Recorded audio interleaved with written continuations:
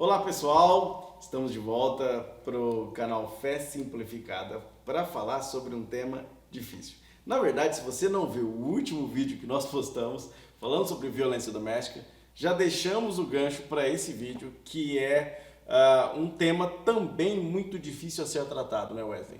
É um tema que muita gente tem dúvida se o cristão ele pode se divorciar, se não pode, se ele vai ser condenado pelo resto da vida, se há algumas exceções na Bíblia que permite, né, o cristão se divorciar. E aí, Júnior, a base bíblica, pode haver o divórcio, sim ou não? A resposta, na verdade, é dupla, sim e não. Por que eu digo sim e não? Porque Malaquias, por exemplo, diz que Deus odeia o divórcio. Malaquias 2,16 diz que Deus odeia o divórcio. Então, pronto. Você já sabe qual é o sentimento de Deus relacionado ao divórcio. Porém, também tem o lado do sim, onde há várias cláusulas de exceção e vários textos polêmicos a serem analisados. Não dá, é lógico, tempo, até porque tem volume imenso de estudos e debates com gente muito mais gabaritada que eu sobre esse assunto.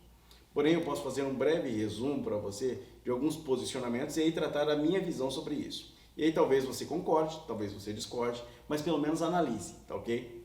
Então vamos lá. Um dos textos, na verdade um dos textos mais emblemáticos com relação à questão do divórcio, está lá no Evangelho de Mateus. Vamos lá, vamos para o primeiro texto de Mateus, capítulo 5, 31, 32. Diz assim: isto foi dito, quem repudiar sua esposa, dê-lhe carta de divórcio. Eu, porém, Jesus dizendo a alguns fariseus, eu, porém, vos digo que todo aquele que repudiar a sua esposa, a não ser por causa de fornicação, ou também algumas traduções trazem prostituição, algumas trazem adultério, a faz cometer adultério. E qualquer que casar com a divorciada, comete adultério. Jesus está ensinando aqui, na verdade, é o Sermão da Montanha, que ele considera o divórcio como uma exceção ao coração endurecido das pessoas, né? O divórcio surgiu no contexto judeu quando Moisés permitiu que os judeus se divorciassem, principalmente quando eles começaram a se misturar com os povos vizinhos. Havia a necessidade de que o povo se formasse, e para o povo se formar ele não podia se misturar. E o povo, obviamente, acabava olhando para o lado e sempre acabava se perdendo e se misturando com os outros povos. Isso causava grandes problemas e a Bíblia está cheia de conflitos por causa de pessoas muito diferentes que se uniam ali. E no caso, os judeus com os povos pagãos, né? Jesus, ele diz o seguinte: esta carta de divórcio que Moisés deu acabou virando um objeto banal. Qualquer um, se às vezes a mulher salgava demais a comida, o judeu ia lá e divorciava-se dela. E naquele contexto, a mulher era totalmente dependente do marido. Não existia esse negócio, como na cultura romana e na cultura grega, de que as mulheres por si só tinham dinheiro e posses e posição na sociedade. No contexto judeu, a mulher ela tinha pouco valor, na verdade, bem próximo a nada. Alguns escritos rabínicos davam a entender de que a mulher não devia ser ensinada porque não tinha alma, Wesley. O átrio de adoração no pátio, havia o átrio das mulheres, que era um átrio separado, porque mulher não tinha autorização de entrar em lugar próprio dentro para sacrificar, para oferecer sacrifícios a Deus. Então o contexto judaico ainda era muito machista, muito machista. E nesse contexto, essa cláusula, essa exceção ao casamento, à união de casamento, que Moisés acabou dando por causa da dureza do coração do povo, fez com que o povo abusasse disso. E aí o povo saiu se desquitando por qualquer coisa. O cara não gostava da mulher, olhava de manhã e falava, não gosto de você, divorcia e abandonava a mulher. Essa mulher, obviamente, abandonada na sociedade, não tinha modo de subsistência. Para onde ela ia? Ela se tornava provavelmente, ou muito provavelmente, ou morria de fome, ou se tornava prostituta, né? E havia um risco muito grande para a mulher naquele tempo. Por isso, Jesus condena essa prática e diz, olha, a carta de divórcio não deve ser dada, a não ser que haja porneia. Porneia no grego dá sentido de imoralidade, exposição pública. Vem desse termo porneia grego, vem o termo pornografia, o termo pornô, né, que a gente utiliza no dia que você olha na internet e tal, esse termo pejorativo, pornografia, vem desse termo grego porneia. E esse termo, ele é meio que dúbio, porque ele traz a ideia tanto de moralidade sexual, quanto de adultério, de pular a cerca, né? E aí fica aquela briga entre alguns que traduzem porneia no sentido de moralidade sexual, outros que traduzem como adultério específico. E aí muita gente fechou a mente nisso. Muitos teólogos fecharam a mente nisso. E aí o que acontece? Não, o cara pode bater na mulher, chegar bêbado em casa, destruir a casa, massacrar os filhos, pode fazer o que for, mas se ele não trair a mulher é obrigada a ficar com ele para sempre. Aí entra o caso do nosso vídeo anterior, vai lá ver, violência doméstica. Então a mulher deve ser submetida, porque se ela chega diante de um pastor e fala, olha, meu marido me bate todo dia, mas ele não me trai, não posso deixar você se divorciar. Ridículo isso. Antibíblico isso. Por quê? Porque toda hermenêutica, não importa qual seja o tipo de método que você utilize, histórico gramatical, método crítico, ou método analítico, método histórico, qualquer tipo de método de interpretação bíblica que você utilize, que a hermenêutica nos permite, ele tem um princípio básico. O assunto deve ser validado por toda a Escritura. Eu não posso formar doutrina em cima de um versículo. Isso é básico em todo método de interpretação da Bíblia. Portanto, não importa quão liberal ou quão conservador você seja no exame da Bíblia. Este ponto é pacífico. E no contexto geral da Bíblia, uma coisa é certa, o divórcio é condenável. Não foi assim desde o princípio, é assim que Jesus rebate os fariseus em Mateus 19. Não foi assim desde o princípio. No começo, Deus criou homem e mulher e os uniu, os casou. Portanto, aquilo que Deus ajuntou, não separe o homem. E é exatamente isso. Jesus rebate o divórcio dizendo, não é esse o objetivo. O objetivo do casamento não é se divorciar logo em seguida. Porém, a cláusula de exceção existe para mostrar que há certas situações em que o início já está deturpado, em que já começou errado, né? Em que há problemas, né, nessa união, em que essa união muitas vezes nem provém sequer de uma união validada por Deus, digamos assim, né? As pessoas se unem por qualquer outras motivações que não são muitas vezes amor. E aí, quando eu começo errado uma casa, quando o fundamento da casa já está errado, tem como ela ficar de pé? Dificilmente. Então, uma hora aparece a rachadura. Essa rachadura se expande e a casa literalmente cai. E aí, essa cláusula de exceção que Jesus mostra em Mateus é uma causa de imoralidade. Quando nós olhamos para essa cláusula de exceção, e aí ampliamos o nosso foco e olhamos para a Bíblia toda para ver se ela é validada também pela Bíblia toda, nós observamos que ela é. Porém, há outros pontos. Paulo vai dizer em Coríntios, por exemplo, que a mulher crente e o marido descrente, se o marido abandona essa mulher crente, ela pode inclusive se casar no dia seguinte com outra pessoa. Ou seja, o divórcio é validado. Há textos no Antigo Testamento, por exemplo, que indicam que uma situação de abandono automaticamente isenta a mulher de culpa e ela pode se casar de novo. Ou seja, o divórcio é permitido. Há outros casos, por exemplo, em que Deus, no Antigo Testamento, e esse tema é meio polêmico, em que Deus manda que o povo se divorcie. Não, vocês se misturaram com Neemias e Esdras. Vocês se misturaram com os povos vizinhos, agora cada um despeça sua mulher e seus filhos. Ou seja, divorciem-se. O próprio Deus mandando divorciar-se. Peraí, tá estranho esse negócio. Então, qual é a realidade do que a Bíblia diz? Aí é quando você começa a fazer realmente essas conexões e interpretar a Bíblia de forma correta. Quando Jesus diz sobre imoralidade, eu enxergo nisso todo esse contexto geral da Bíblia, que fala sobre a exposição pública do casamento. E a exposição pública do casamento não é só o marido sendo um pedófilo, ou sendo um imoral, ou sendo um lascivo, ou submetendo a mulher a desejos sexuais que ela não quer, ou batendo, né, ou só traindo ela, indo para balada e tudo mais. Não.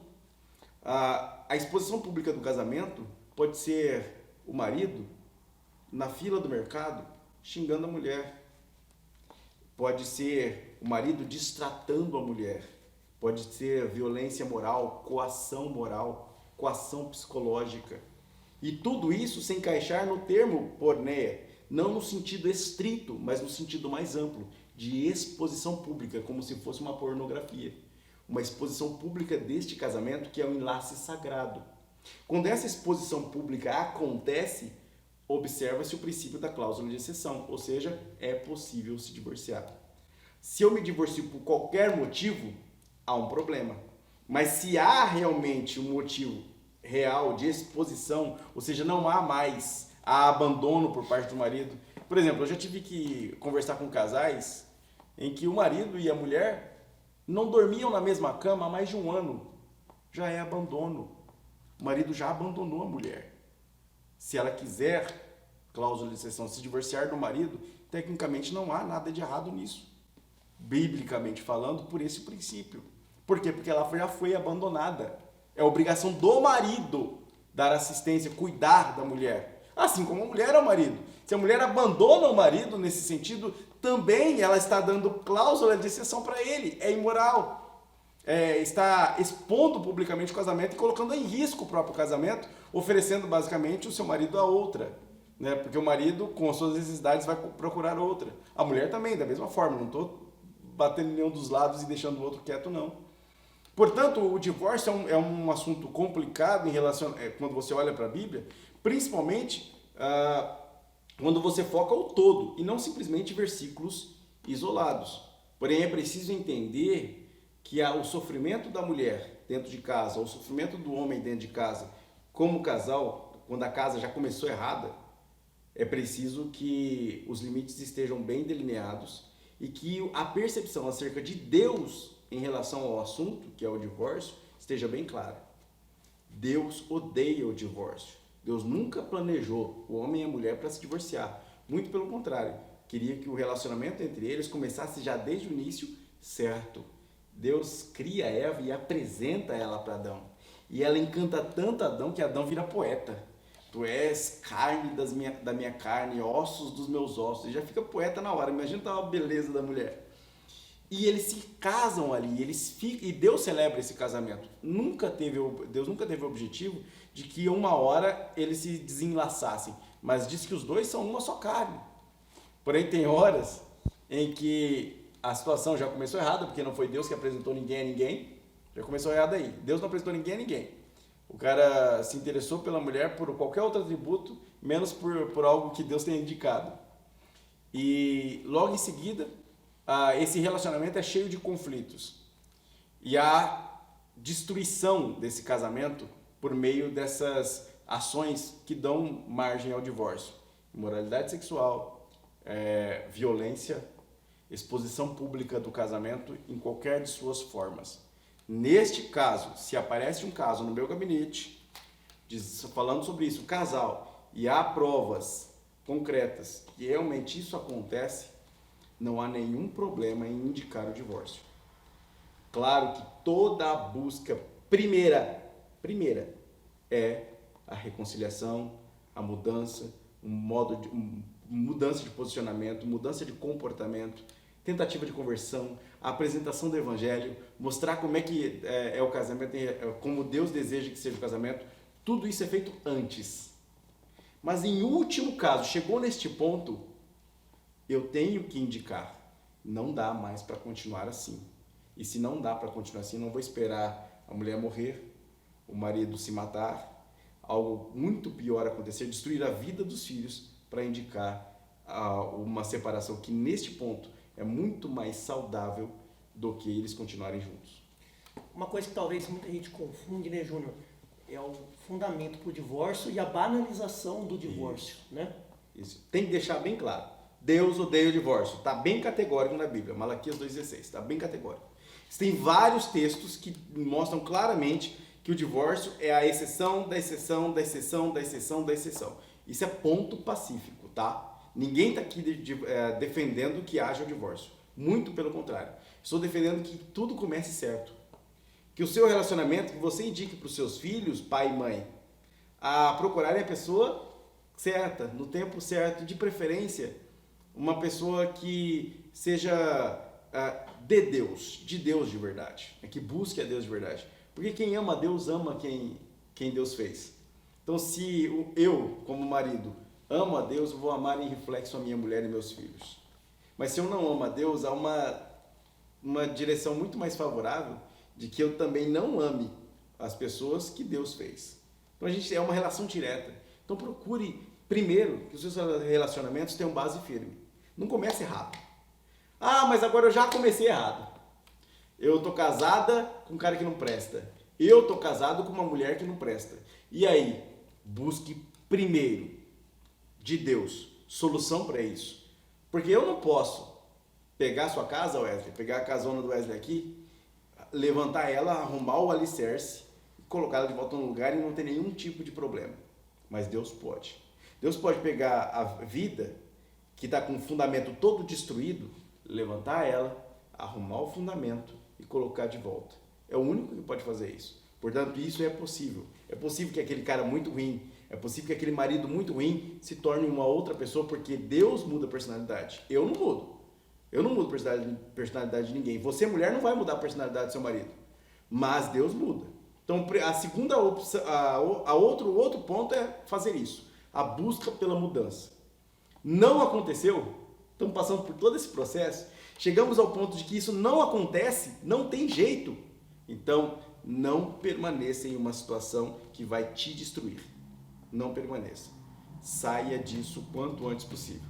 E aí, sim, teve a oportunidade de recomeçar? Comece certo. Porque, infelizmente, tem gente que não erra só uma vez, que gosta de errar várias vezes. Isso é um caso muito sério. Quando nós estamos falando de relacionamento, principalmente casamento em que somos uma só carne, nós estamos falando em uma cirurgia quando acontece o divórcio. Imagine que você se casou e aí deu tudo errado. Vocês vão se divorciar. É como se você estivesse indo ao cirurgião, falando, esse braço está podre, arranca ele. O cirurgião vai lá e arranca. Você vai ser a mesma pessoa? Não. Você vai ter o mesmo comportamento? Não. Você vai conseguir fazer as mesmas coisas? Não. E ainda que você coloque um segundo casamento, uma prótese, você não é a mesma pessoa, não continua do mesmo jeito e a ferida está lá. E um dia aquela prótese vai precisar ter manutenções e você vai perceber que tem uma cicatriz aqui de um relacionamento anterior. Então tudo isso machuca, tudo isso destrói. É por isso que Deus odeia o divórcio, porque isso mutila o casamento, mutila o homem e a mulher. Então, se você chegou a esse ponto e precisou e acabou acontecendo o divórcio por motivo justo e não por banalização, saiba que você está ferido e ferida para sempre. Porém, Deus pode direcionar você a começar de novo e dessa vez começar bem. E aí viver o casamento de uma forma plena, sem tristeza, sem dor de novo. E aí você usa todos os erros do passado como aprendizado. E não repete o erro, pelo amor de Deus. Se você tiver alguma dúvida, já deixe aí nos comentários qual a sua dúvida e também sugestões para os próximos temas de vídeos aqui no canal. Lembrando, esse canal está pequenininho, então nós precisamos que você se inscreva, compartilhe com seus amigos, com aquele grupo de família, manda para todo mundo, porque a fé, como é, Júnior? A fé é simples, pessoal. Quanto mais fé você tem de forma simples, mais você consegue enxergar os temas complicados da Bíblia sobre a ótica simples de Deus, de amar todos os homens, de se entregar a todos os homens e de propagar amor entre todos os relacionamentos. Tá bom, pessoal? Até a próxima, te vejo lá.